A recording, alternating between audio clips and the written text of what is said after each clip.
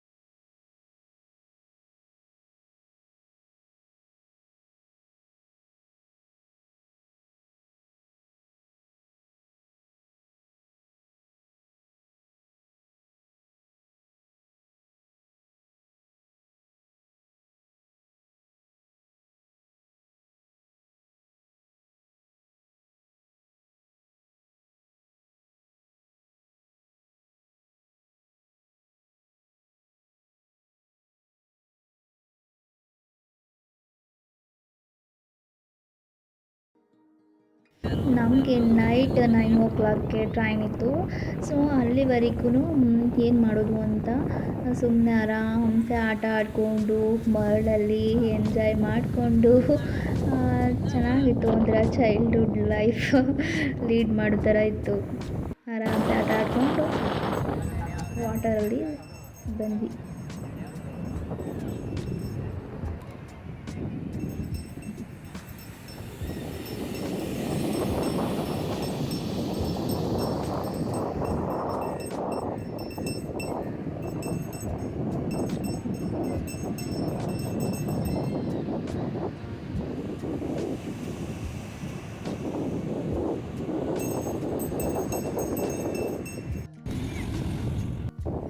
ಚಿಕ್ಕ ವಯಸ್ಸಲ್ಲಿ ಎಲ್ಲರೂ ಈ ಥರ ಆಟ ಆಡಿರ್ತೀವಲ್ವ, ಮರಳಲ್ಲಿ ಕಾಲು ಹಾಕಿ ಅದನ್ನು ಉಂಡ್ಬಿಟ್ಟು ಮತ್ತೆ ತೆಗಿಯೋದು ಅಂತೆಲ್ಲ ಚೆನ್ನಾಗಿರುತ್ತೆ. ಸುಮ್ಮನೆ ಟೈಮ್ ಪಾಸ್ ಮಾಡಿಕೊಂಡು ಎಂಜಾಯ್ ಮಾಡ್ತಾ ಎಂಜಾಯ್ ಮಾಡಿಕೊಂಡು ಎಲ್ಲ ಆಟಾಡ್ಕೊಂಡು